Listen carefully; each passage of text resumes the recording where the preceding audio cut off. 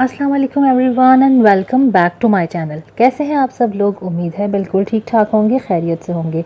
आज मैं आप लोगों के लिए एक नया नॉवेल लेकर आई हूँ जिसका नाम है तलाफ़ी और इसको लिखा है नईमा नाज ने। घर से एयरपोर्ट तक, जहाज़ में बैठने तक, सीट बेल्ट बांधने और जहाज़ के उड़ान भरने तक तो मम्मा की दर्जनों नसीहतें और याद दहानियाँ दिमाग में गर्दिश करती रहीं।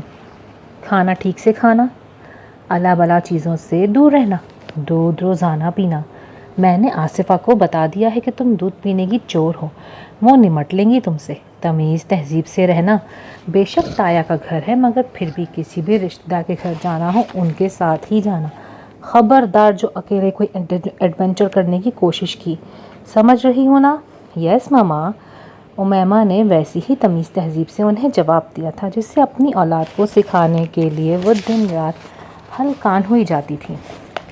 इधर हवाई जहाज़ कायदे आज़म इंटरनेशनल एयरपोर्ट पहुंचा और इसके पहियों ने रनवे को छुआ और इधर उमैमा की यादाश्त ने इन सारी हिदायत को दिमाग की स्लेट पर एक तरफ सिरका दिया।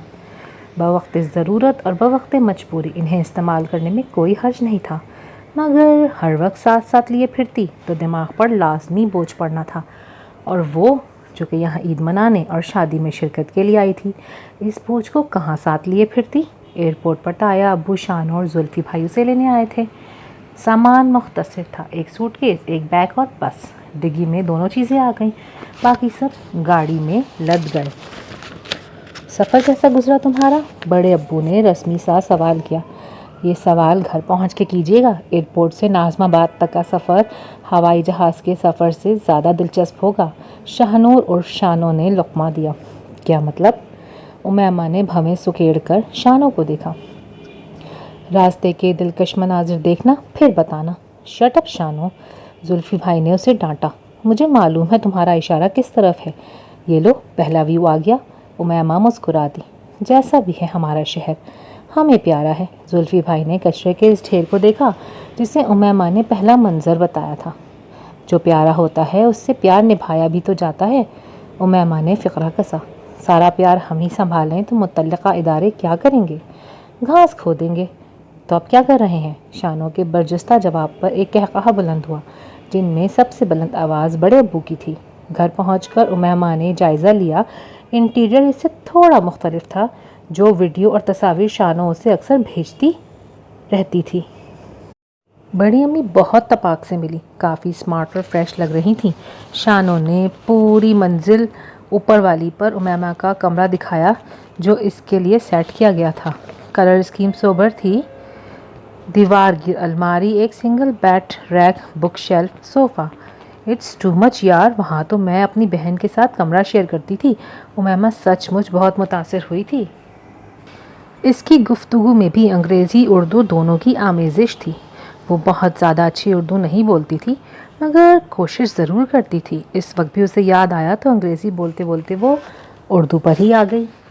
ये पाकिस्तान है प्यारी, ऐश करो, जो ऐश वहाँ मैसर नहीं, और इन सहूलतों की शिकायत ना करना जो तुम्हें लंदन में मुहैया हैं। शानो बोलते बोलते बेड पर नींद दराज हो गई। अब तुम फ्रेश हो जाओ, खाना लगवा दें, फिर हम चूहे दौड़ रहे हैं पेट में। क्या? उमैमा ने आंखें फाड़ी। मुहावरा है यार, सचमुच के चूहे नहीं हैं। बाय द वे, ये तो बताओ तुम मेरे लिए क्या लाई हो? प्रिंस हैरी को ला रही थी। मेघन मार्कल बीच में आ गई। उमैमा शरारत से बोलते हुए बाथरूम में घुस गई। खाने में बहुत एहतमाम किया गया था। बड़ी सी डाइनिंग टेबल पर अनवा इक़साम के पकवान भरे पड़े थे। क्या और भी मेहमान आने वाले हैं? उमैमा ने अपनी कुर्सी संभालते हुए सवाल किया। नहीं तो क्यों? इतनी सारी डिशेस कौन खाएगा? उमैमा ने एक नज़र मेज़ पर डाली। मछली, मुर्गी, गाय, बकरी का गोश्त मुख्तलिफ़ तरीक़ों से पका हुआ सजा हुआ अपनी बहार दिखला रहा था। देसी पकवानों के अलावा चाइनीज़, थाई और इटालियन डिशेस भी थीं। खाने के दौरान उसे इल्म हुआ शानो एक एक डिशेस के आगे रख रही थी और इसके नाम और ख़ुसूसियात के साथ, और अपने शेफ़ की तारीफ़ और तौसीफ़ भी कर रही थी। मैंने तो सुना है कि यहाँ की इकोनॉमी की हालत बहुत ख़राब है और बहुत ज़्यादा महंगाई है। फ़िश का टुकड़ा खाते उमैमा ने सवाल किया। वो तो है, पर एक तबका हमेशा ऐसा होता है मुल्क में जो इन सब मसाइल से बेनियाज होता है। बड़े अब्बू का लहजा फ़लसफ़ियाना था। और वो कौन सी क्लास होती है? लंदन जैसे शहर में तालीम हासिल की है, फिर भी ये सवाल पूछ रही हो? डिग्री और तालीम का अक्ल व जहानत से क्या ताल्लुक़? शानो ने फुलझड़ी छोड़ी। शानो, बड़ी अम्मी ने तंबीही निगाहों से बेटी को देखा। शानो डियर, अपने पर्सनल एक्सपीरियंस हर एक पर अप्लाई ना किया करो। उमैमा ने बेहद सुकून से बोलते हुए कोल्ड ड्रिंक का घूंट भर लिया। वाह! जुल्फी भैया ने बेसाख्ता इसकी तौसीफ़ की और अपनी बहन को मुखातिब किया। शानो, अब तुम्हारी खैरियत इसी में है कि खामोश रहो। खाने के लिए भी मुँह न खोलूं क्या? शानो ने बेहद शराफत और मासूमियत से सवाल किया था। अगला पूरा दिन ही तकरीबन सोते हुए गुजरा था। रात गई उठी तो फ्रेश होकर फिर अपना सूटकेस खोला। अम्मी जान के दिए हुए तहाइफ हकदारों यानी बड़े अब्बू, बड़ी अम्मी, शानो और जुल्फी भाई को दिए और उसके बाद शानो के सर हो गई। खड़ी हो जाओ, वॉक पे चलते हैं। बाहर मच्छर बहुत है यार, घर बैठो आराम से।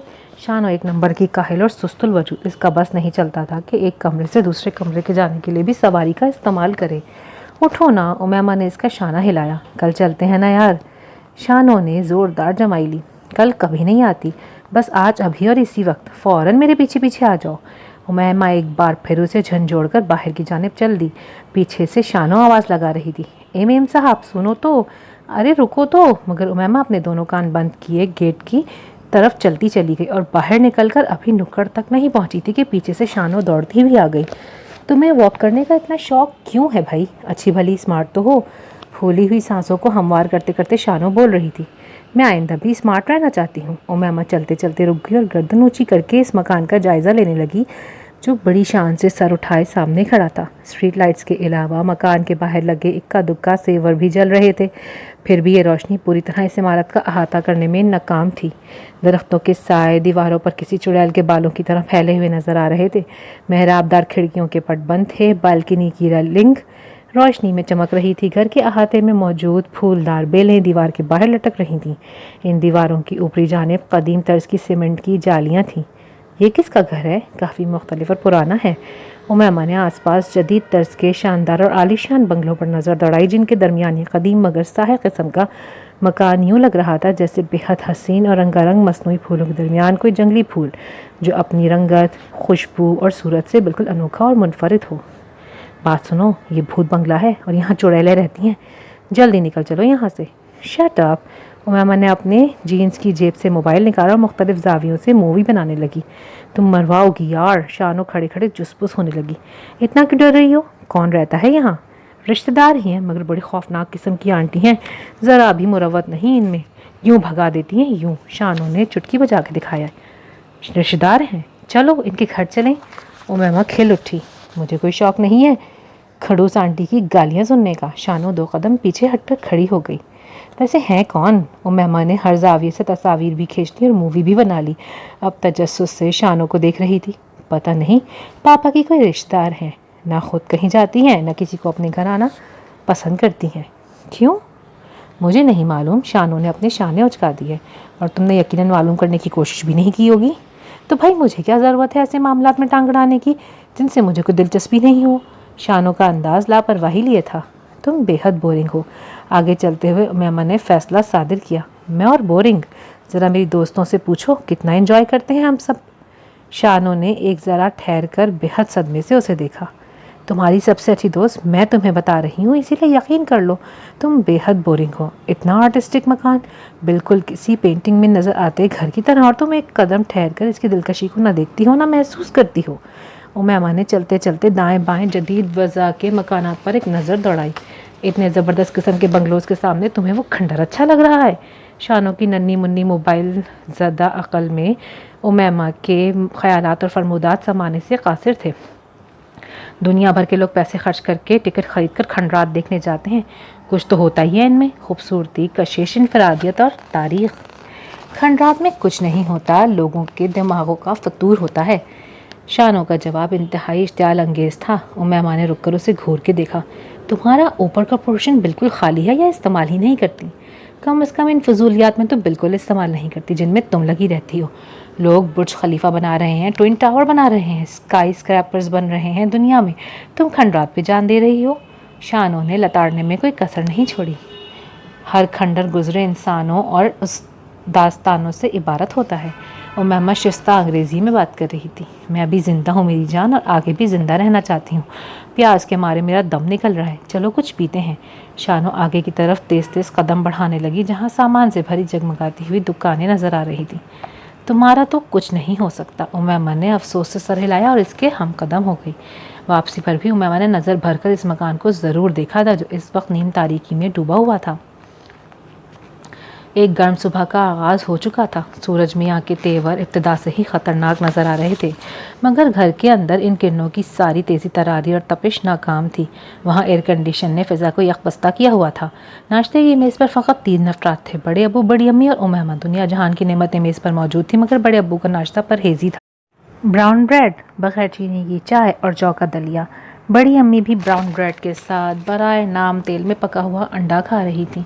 उमैमा के आगे अलबत्ता एक एक शय इसरार के साथ रखी जा रही थी और खाने की ताकीद भी की जा रही थी।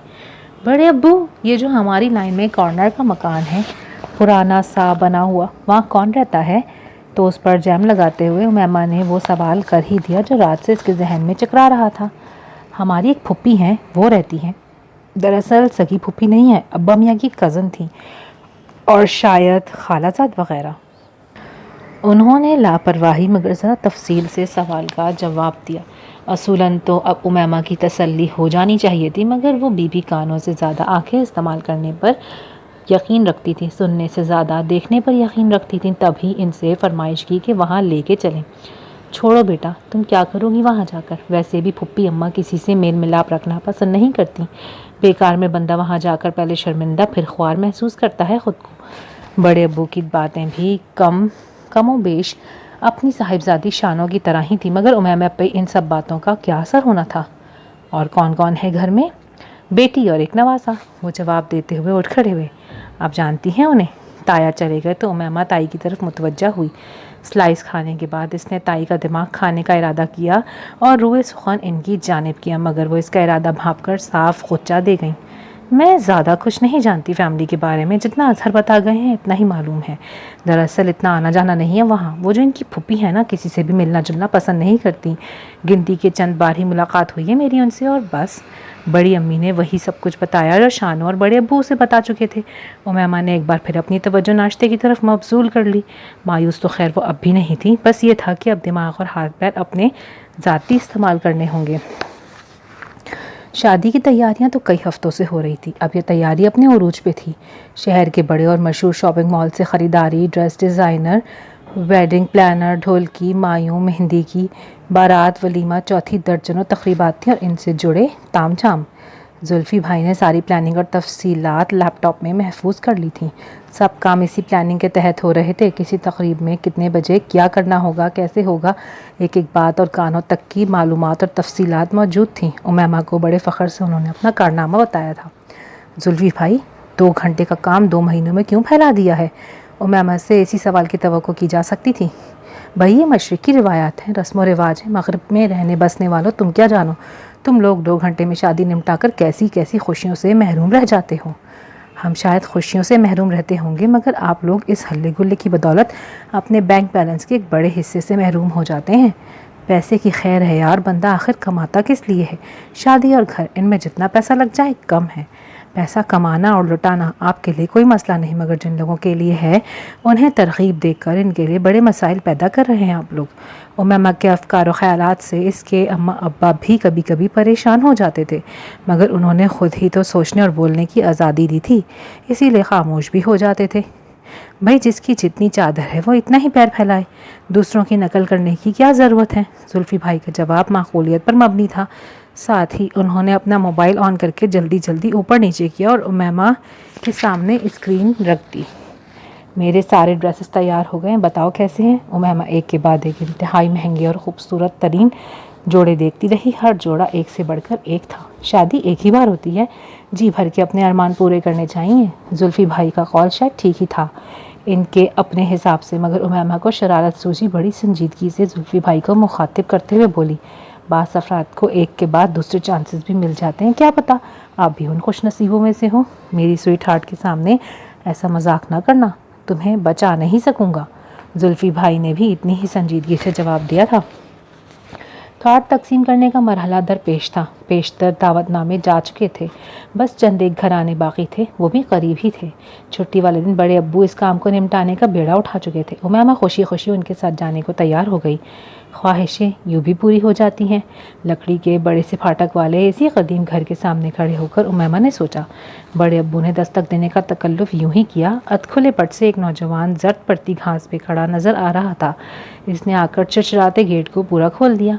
ताया अब्बू उससे अलग सेलेक्ट की, उमैमा से हेलो हाय और उन्हें अंदर ले जाकर एक कमरे में बिठा दिया। उमैमा ने कुछ आदत और कुछ मारे तजस्सुस और शौक के कमरे का जायज़ा लिया। पहली, दूसरी, तीसरी, बल्कि किसी भी नज़र में कमरे के बारे में अंदाज़ा लगाना मुश्किल था कि वो ड्राइंग रूम है, बेडरूम है, डाइनिंग रूम है या स्टोर। वो एक बहुत बड़ा हॉलनुमा कमरा था। इसमें एक तरफ सोफ़ा सेट पड़ा था जिस पर वो लोग बैठे थे। एक पर बड़ा सा तख्त भी बिछा हुआ था जिस पर झालरदार चादर पड़ी हुई थी। एक गाँव तकिया रखा हुआ था। यहाँ 2 पट वाले लोहे की एक अलमारी भी थी। एक कोने में गोल मेज़ और 3 कुर्सियाँ भी मौजूद थी। एक शोकेस रखा था जिसमें कांच और चीनी के बर्तन थे। उमैमा एक एक शय का बगौर जायज़ा लेने में मुनहमिक थी, चूँकि तब जब कमरे में एक भारी भरकम सी खातून दाखिल हुई। गोरी रंगत, बड़ी बड़ी सुनहरी आँखें, वो बिल्कुल इस मकान की मानंद थी, शानदार और बोसीदा। आसार बता रहे थे कि ये खंडर कभी एक दीदा ज़ेब शाहकार हुआ करता था।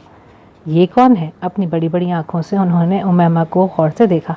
भतीजी है। दरअसल मैं जुल्फ़ी की शादी का दावतनामा देने आया था। ताया अब्बू ने गार्डन की जानिब बढ़ाया। मैं तो कहीं आती जाती नहीं, तुम्हें तो मालूम है। बच्चों को भेज दीजिएगा, रानी भी नहीं आएगी। इसे भेज दूंगी। उन्होंने इसी जवान की तरफ इशारा किया जो मेहमानों के लिए कोल्ड ड्रिंक लेकर आया था। ट्रे से उठाकर एक गिलास इसने मामू को दिया, एक उमैमा के जानिब बढ़ाया। क्या मैं आपका घर देख सकती हूँ? उमैमा ने कोल्ड ड्रिंक का घूंट भर के अचानक ही बराह रास्त खातून खाना को मुखातिब किया। क्यों? इनका लहजा करख्त था। दूसरे मेज़बान ने ज़रा दिलचस्पी और हैरानी से उमैमा का मुआयना किया था। बाहर से देखने पर आपका घर बहुत खूबसूरत लगा था। मुझे पुरानी इमारतों से लगाव है। उमैमा ने इंग्लिश ज़दा लहजे में उर्दू बोलने की कोशिश की। हर ऐरे गैरे को मैं अपना घर नहीं दिखाती। जितना देख लिया उतना काफ़ी है। फुप्पी जान का लहजा रखाई लिए हुए था। इस टुकड़ा तोड़ जवाब का ताया ने कोई नोटिस नहीं लिया। जैसे कि वो इस लबो लहजे के आदी थे, वो बड़े इत्मीनान से अपने दूसरे मेज़बान से बातों में मसरूफ़ थे। मैं ऐरी गैरी तो नहीं हूँ, आपकी रिश्तेदार हूँ। उमैमा ने एहतजाज किया। होगी, मैं क्या करूँ? खातून ने नाक से मक्खी उड़ाई। शानो ठीक तो कह रही थी। मैं मजाक समझी। उमैमा ने एक आह भरी। सचमुच खड़ूस किस्म की खातून है। वो सोचते हुए अपना ग्लास ख़त्म कर रही थी जब कमरे में एक और फ़र्द दाखिल हुआ, बल्कि हुई। वो आकर उमैमा के सामने बैठ गई, इसीलिए उसे नौवायत का जायज़ा लेने में बड़ी सहूलत हो गई। वो हूबहू फूफी जान की तस्वीर थी। वैसे ही गोरी रंगत, सुनहरी आँखें, दिलावेज़ नकूश, बस उम्र का फ़र्क था। वो फूफी जान की तकरीबन आधी उम्र की थी। वहीं वो आकर खामोशी से बैठी थी। उमैमा ने खैर सगाली वाली मुस्कुराहट के साथ उन्हें देखा। वो जवाबन मुस्कुराई नहीं, बस अपनी बड़ी बड़ी आँखों से उमैमा को देखती रही। आप कौन हैं? मैं कौन हूँ? सपाट चेहरे के साथ वो बड़बड़ा दी। रानी बिटिया, अंदर जाकर आराम करो। फूफी के सख्त लहजे में खफीफ सी नरमी छुपी थी। आपकी बेटी हैं? बिल्कुल आपकी तरह हैं, सो प्रिटी। उमैमा ने हस्बे आदत बिला सोचे समझे बोलना शुरू कर दिया। अच्छा अजहर मियाँ, फिर मुलाकात होगी। मैं शिराज को भेज दूंगी। बड़ी अम्मा ने बदिक्कत अपने भारी भरकम वजूद को सोफे से उठाया और खड़ी हो गई। साथ ही उन्होंने रानी का कंधा भी हिला दिया। जी, वो भी उठ खड़े हुए। बड़े अब्बू? उमैमा ने मुल्तजी नज़रों से उन्हें देखा, जो कुछ देर और बैठकर रानी से बातें करना चाहती थी, जो उमैमा को ही देख रही थी, मगर इनकी निगाहों पर तासुर नहीं था कोई भी, और हर जज्बे से वो आंखें खाली थीं। फिर आएंगे बेटा, बड़े अब्बू ने बैक वक्त उमैमा और शिराज दोनों से कहा था।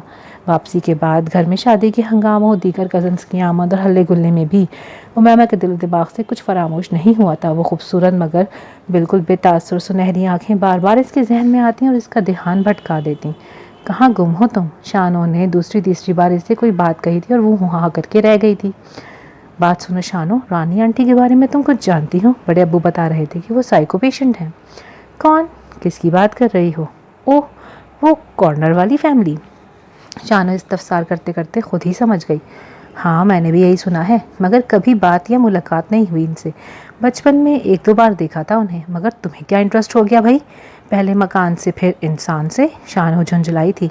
दुनिया में चंद ही चीज़ें तो दिलचस्पी के लायक हैं जिनमें सरे फहरिस्त इंसान है। उमैमा मुस्का दी। तो ढंग के इंसानों में इंटरेस्ट लो ना भाई, साइको पेशेंट के पीछे क्यों पड़ गई हो? पता नहीं कौन किसके पीछे पड़ा है, मैं या इनका ख्याल मेरे पीछे पड़ गया है। उमैमा ने पुरख्याल नज़रों से उसे देखा।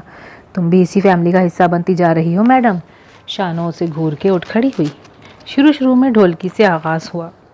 हर फंक्शन में पानी की तरह पैसा बहाया जा रहा था। इतना धूम धड़क्का, हल्ला गुल्ला, रिश्तेदारों और कज़न्स के साथ मज़ा तो बहुत आ रहा था उमैमा को, मगर ये कमबख्त सोचने की आदत न जाने किससे वर्षे में मिली थी उसे। अंदाज़ा ही नहीं था कि नमोदो नुमाइश और बेजा इसराफ भी यहाँ का कल्चर का हिस्सा बनता जाता है। बारात के दिन उमैमा का जोड़ा भी शानो और दीगर कज़न्स की तरह खासा फॉर्मल था। गुलाबी गरारे के साथ हम रंग कमीज़ दुपट्टा बेहद खूबसूरत और नफीस काम के साथ नक्सुक से तैयार वो मोबाइल कान से लगाए हंसती हुई चली आ रही थी। छोटी बहन का फ़ोन था। वह अपनी बदहवास क्लास फेलोज़ के किस्से और लतीफ़े सुना रही थी। उमैमा ने जब खुदा हाफिज़ करके फ़ोन बंद किया तब भी वो हंस ही रही थी और मोबाइल ऑफ़ करके सामने देखते हुए इसने खुद को बेख्तियार ब्लेड लगाया। तब भी इसके चेहरे पर बड़ी खूबसूरत हंसी बिखरी हुई थी। अरे आप कैसे हैं? अच्छा हूँ, आप कैसी हैं? आपकी तरह अच्छा होने का दावा तो नहीं कर सकती, वैसे ठीक हूँ। उमैमा की इससे ये तीसरी या चौथी मुलाकात थी। वो मायूं मेहंदी के फंक्शन में भी आया था और उमैमा ने इसके घर की तारीफ़ करते हुए उसे अंदर से देखने की ख्वाहिश का फिर इजहार किया था। उमैमा के बरजुस्ता जवाब पर वो महसूस होकर मुस्कुरा दिया। बहुत अच्छा करती हैं आप जो अच्छा होने का दावा नहीं करती, ये ज़रूरी भी नहीं। उमैमा ने हम कदम चलता हुआ शहराज अपने बराबर में खड़ा पाया। क्यों? क्योंकि जिनकी आंखें शफाफ हों और मुस्कुराहट बेरिया, इन्हें अपनी अच्छाई का ऐलान करने की ज़रूरत नहीं होती। अच्छा, उमैमा फिर हंस पड़ी। बकौल मम्मा जान खामखा की हंसी, हर वक्त की हंसी। पता नहीं क्यों उसे बात बेबात इतनी हंसी आ जाती थी, या शायद सभी लड़कियां ऐसी होती हैं, एक जैसी। अच्छा, तो आप परसों अपने घर के बारे में कुछ बता रहे थे, हमारी बात अधूरी रह गई थी। उमैमा ने कुछ याद किया और उससे भी याद दिलाया। ये घर मेरे नाना ने बनवाया था, बहुत मोहब्बत और बहुत चाव से। वो आर्किटेक्ट थे, उन्होंने खुद डिज़ाइन किया था इसे। चलते चलते वो ठहर गया। बहुत आर्टिस्टिक माइंड था उनका। उमैमा ने तबसरा किया। हाँ, मगर शायद किस्मत को इनका यह ख्वाब पसंद नहीं आया। क्या मतलब? इस घर में शिफ्ट होने के बाद वो 2 माह से ज़्यादा नहीं जिए। फिर नानी ने 3 बच्चों को कैसे संभाला, कैसे पाला और क्या ज़िंदगी गुजारी, ये अलग कहानी है। ओह, उमैमा के चेहरे पर अफसोस के तासुरात आ गए। अरे मैं अभी इस वक्त क्या बातें लेकर बैठ गया, आप प्लीज़ शादी एंजॉय करें। शराज को यकदम ही कोई ख्याल आया। अरे तुम यहाँ क्या कर रही हो? ज़रूर शराज भाई का दिमाग खा रही होगी अब। चलो, सब बुला रहे हैं तुम्हें, ग्रुप फ़ोटो में तुम्हारी कमी है बस। शानो शोर मचाती हुई आई और उसे अपने साथ घसीट कर ले गई। शादी के हंगामे ज़रा सर्द पड़े तो माह रमज़ान शुरू हो गया। उमैमा कुछ दिनों के लिए अपने ददियाल आबाई घर गई थी। वहाँ एक ताया और एक चचा की फैमिली भी थी। फूफी भी करीब ही रहती थी। दादा दादी तो फौत हो चुके थे, मगर इन सब ने उमैमा का बहुत तपाक से इस्तकबाल किया। उसे वीआईपी प्रोटोकॉल मिला हुआ था। यहाँ अगरचे अजहर चाचा की तरह बहुत ज़्यादा खुशहाली और पैसे की इतनी फरावानी नहीं थी, ताहम इनमें से कोई भी इतना गया गुजरा भी नहीं था। मुआशी तौर पर ठीक ठाक मुस्तहकम थे। कज़न्स के दरमियान उमैमा को बहुत मज़ा आ रहा था। यहाँ आने से पहले भी वो तकरीबन सबसे वाकिफ़ थी। शादी में हुई मुलाकात और जदीद ज़राया अबलाग ने फासलों को, नावाक़फ़ियत को और अजनबियत को बड़ी हद तक कम कर दिया था। बुनियादी तौर पर उमैमा जिंदा दिल और खुशबाश किस्म की लड़की थी। इसकी दोस्ती बहुत जल्द हो जाती थी। सबसे फिर इसकी आदतें भी बेज़रर किस्म की थीं। किसी को तंग करने या परेशान करने वाला मिजाज नहीं था उसका। भाई उमैमा, तुम्हें देखकर तो बिल्कुल नहीं लगता कि तुम लंदन से आई हो। छोटी चची तो इससे बहुत ज़्यादा मुतासिर थी। बाहर से आने वालों के सर पे सींग होते हैं क्या? उमैमा हंस पड़ी। वही आदत के मुताबिक बात हंसने की हो ना हो, हंसी ज़रूर आ जाती है। सींग ही नहीं, बास लोगों की तो एक दुम भी होती है। इनकी बेटी पटाख से बोली और उमैमा की फिर वही मशहूर ज़माना हंसी।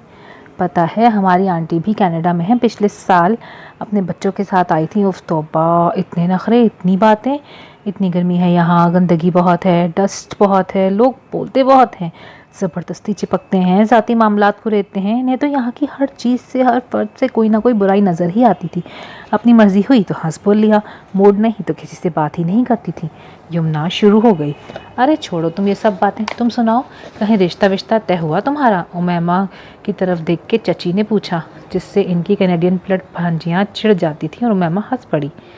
माह रमज़ान शुरू हो चुका था। आसूदा हाल और पैसे की रेलबेल वाले घरानों की तरह यहाँ भी नेमतों की फरावानी थी। सहरी हो या इफ्तारी, खाने में मेज़ पर अनवाع इक़साम के खाने चुने हुए होते थे। इतनी डिशेस क्यों बनती हैं जो बाद में ज़ाया होती हैं? उमैमा ने शानों से पूछा। अरे ضائع تھوڑی ہوتا ہے، ماسیاں لے جاتی ہیں، آس پاس جو سلمز یعنی کچی آبادی کے لوگ ہیں وہ لوگ بھی لے جاتے ہیں۔ بچا کچا دیکھ کر ثواب کمایا جا سکتا ہے کیا؟ نو لیکچر یار، عید کی شاپنگ کب کرو گی؟ عید سے 2 دن پہلے، امیمہ نے بے خیالی میں بولتے بولتے لب بھینچ لیے۔ وہ سب بہت شدت سے یاد آیا جس سے بھلانے کے لیے یہاں تک آ گئی تھی، مگر پتہ نہیں کیا اصرار ہے یہ، جتنا بھاگنے کی کوشش کی اور بھلانے کی کوشش وہ کر رہی تھی وہ دشمن جان اتنا ہی قریب محسوس ہوتا تھا۔ کیا ہوا؟ کہاں کھو گئی؟ شانو نے اس کی آنکھوں کے آگے ہاتھ لہرایا۔ کہیں نہیں، امیمہ نے اپنے بائیں ہاتھ کی تیسری انگلی کو ٹٹولا۔ ایک انگوٹھی کا لمس لمحہ بھر کو چمکا اور واقعہ یہ تھا کہ اس انگلی میں جو انگوٹھی پہنی تھی وہ چند لمحوں کے لیے ہی پہنی تھی، اور کچھ عرصہ جو اس نے سرخوشی، شادمانی اور کیف میں گزارا تھا وہ عرصہ بیت گیا تھا۔ اب اس گزرے وقت کو بھلانے اور فراموش کرنے کے لیے اگرچہ یہ ایک بہت مشکل امر تھا، وہ جتن تو کر رہی تھی، مگر بس کبھی کسی کی یاد روشنی کونتی اور وہ سب اس سے پھر سے یاد آنے لگتا جسے یاد کرنے کا کوئی جواز رہا نہ فائدہ۔ مگر دل اپنے معاملات میں کوئی فائدہ دیکھتا ہے بھلا؟ کوئی جواز ڈھونڈتا کہاں ہے؟ اس بے چین و بے قرار دل کے لیے مصروفیات ڈھونڈنا ضروری تھا، اسے بہلانا اور کہیں اور لگانا ضروری تھا۔ وہ بہت پریکٹیکل سہی، مگر دل کے معاملات تو ایسے ہی ہوتے ہیں، پتھروں پہ بھی اثر انداز ہو جاتے ہیں۔ اور وہ جو خود کو بہت حقیقت پسند اور عملی لڑکی سمجھتی تھی، اسے علم ہوا کہ دل کو چوٹ پہنچے تو بہت تکلیف ہوتی ہے، اور کوئی بھی انسان کتنا ہی حقیقت پسند اور عملی ہو اس کی تکلیف کو بہت بری طرح محسوس کرتا ہے۔ مومو، شانو نے اس کا نک نیم پکارتے ہوئے اس کے بازو پہ ہاتھ رکھ دیا۔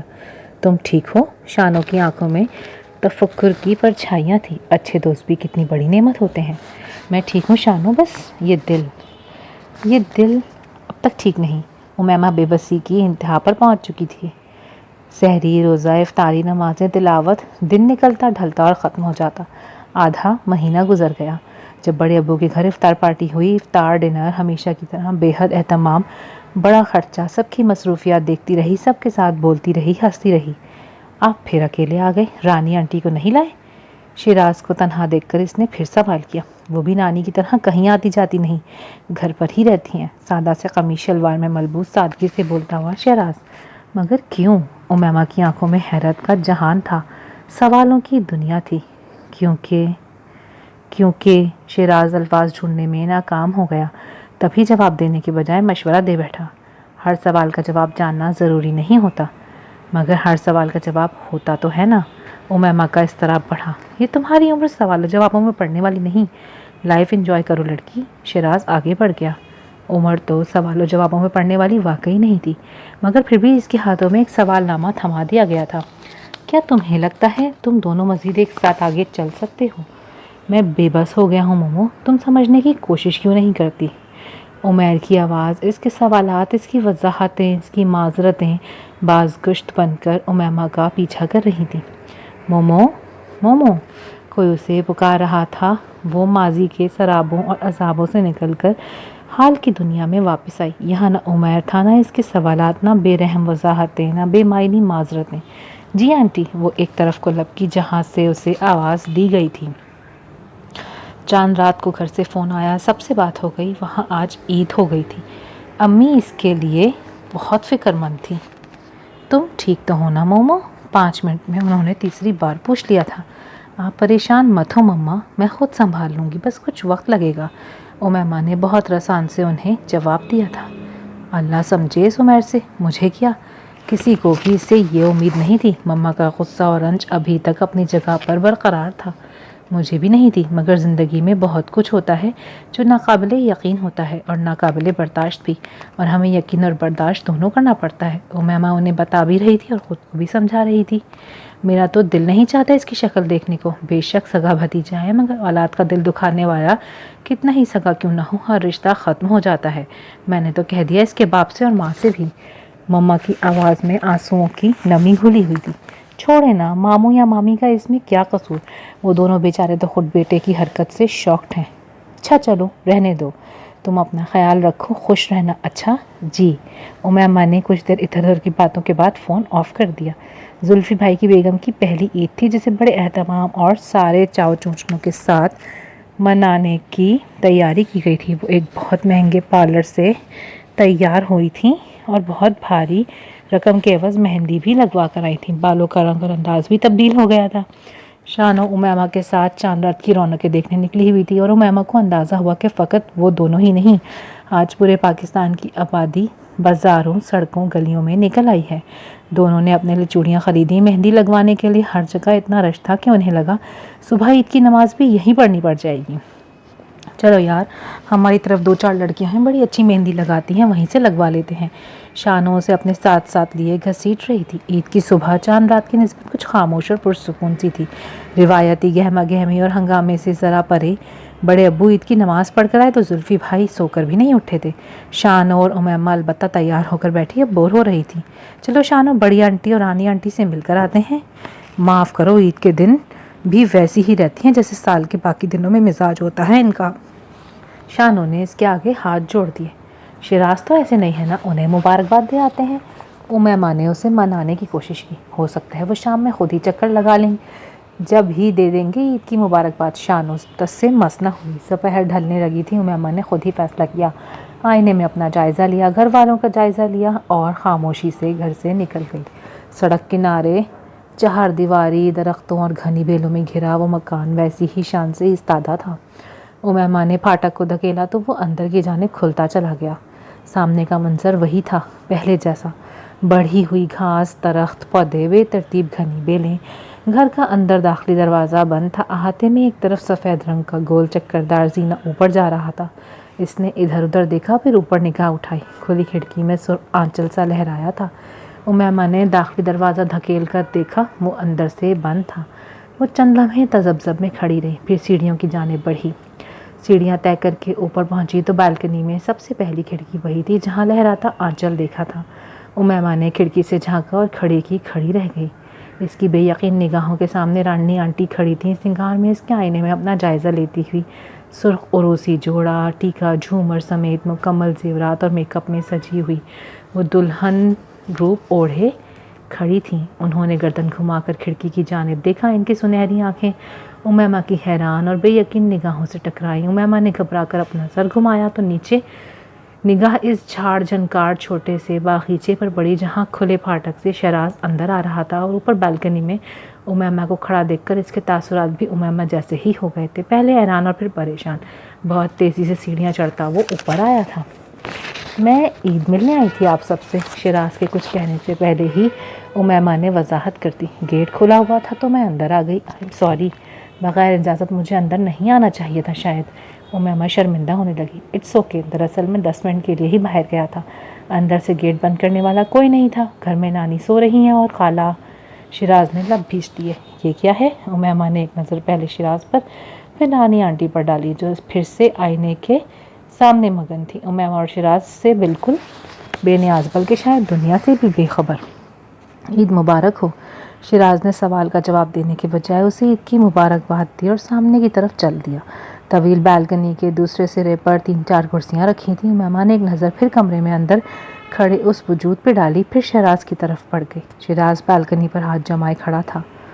امیمہ بھی وہیں کھڑی ہو گئی۔ شیراز سیدھا ہوا۔ یہ جو آپ نے ابھی دیکھا، یہ محبت کا شاخسانہ ہے یا الفت کی سزا؟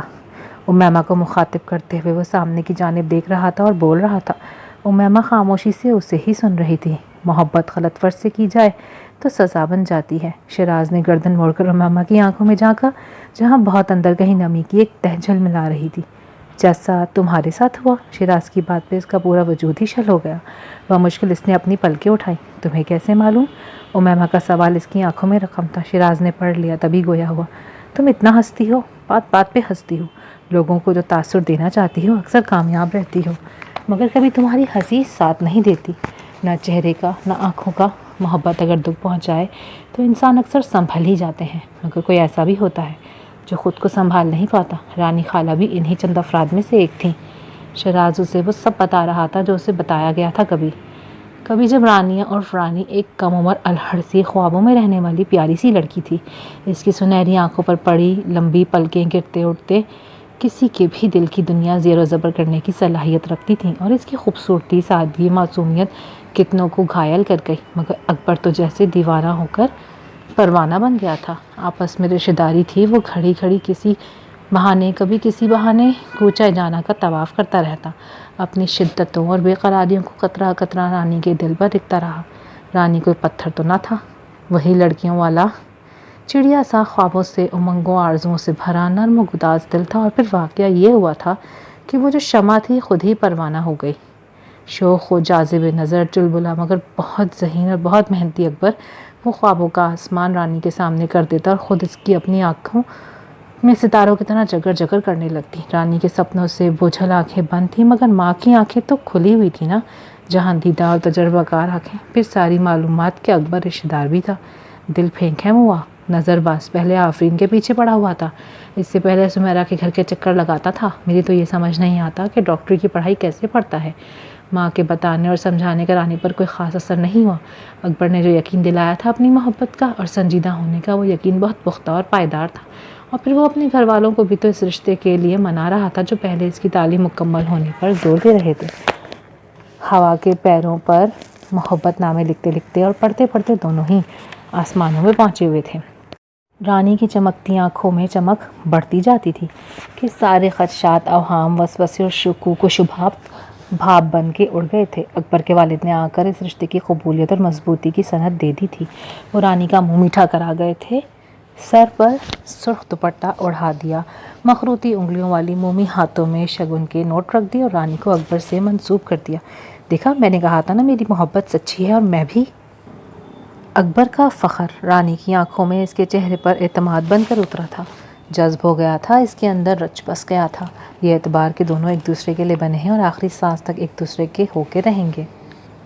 نو عمری کی اولین محبت، چاہے جانے کا احساس، سراہے جانے کا احساس، کسی سے محبت کرنے کا احساس، کتنا کچھ تھا جو روح میں گھل مل گیا تھا، جیسے پانی میں رنگ حل ہو جائے، ہوا میں مہک شامل ہو جائے۔ رانی کو والہانہ محبت ہو گئی تھی، ایسی محبت جس میں وقت گزرتا تو ہے مگر گزرتا ہوا محسوس ہوتا نہیں، یوں لگتا ہے جیسے تھم گیا ہے اور ایک جگہ ٹھہر گیا ہو۔ ایسی محبت کے دور ہوتے ہوئے بھی کوئی قریب محسوس ہو، ہر وقت آس پاس کسی کی موجودگی کا احساس، کسی کے ساتھ ہونے کا احساس۔ ایسی محبت، ویسی محبت، کیسی محبت؟ کیسی محبت ہو گئی تھی رانیہ شہاب کو کہ اگر بھولے سے بھی کوئی خیال آ جاتا کسی انہونی کا تو اس کا دل بند ہونے لگتا۔ اور جب اکبر نے لندن جانے کا بتایا تو وہ بالکل ہی ٹھہ گئی۔ ڈاکٹر تو بن گئے ہو، اب وہاں کیوں جا رہے ہو؟ آپا بلا رہی ہیں، بھائی جان یعنی بہنوئی اسپانسر کر رہے ہیں مجھے، ایسا چانس بار بار نہیں ملتا۔ میں اپنے آفس میں کام کرنا چاہتا ہوں، میں یہ چانس مس نہیں کر سکتا۔ دیکھو اگر وہاں سیٹل ہو گیا تو تمہیں بھی لے جاؤں گا۔ وہ رانی کو مزید خواب دکھا رہا تھا۔ نہیں، میں تمہیں نہیں جانے دوں گی۔ پہلے ہی بڑے ماموں یعنی اکبر کے والد کے انتقال کی وجہ سے شادی کی ڈیٹ آگے بڑھ چکی ہے، اب ڈیٹ آگے نہیں بڑھے گی، آئی پرومس۔ میں چاہے چاند رات کو آؤں گا مگر ضرور آؤں گا۔ وعدوں کی ڈور رانیہ کے ہاتھ میں تھما کر وہ پرتیز چلا گیا۔ عید کے روز تمہیں رخصت کرا کے لے جاؤں گا، اتنا پریشان شکل نہ بناؤ، تمہارا مسکراتا چہرہ اپنے ساتھ لے جانا چاہتا ہوں۔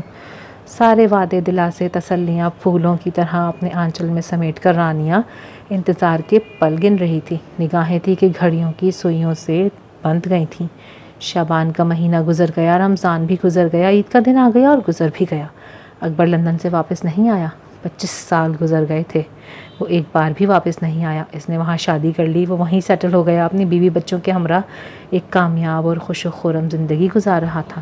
اس کے متعلق خبریں اور اطلاعات ملتی رہتی تھیں مگر رانیہ کو کسی کی کسی بات پہ یقین نہیں آیا۔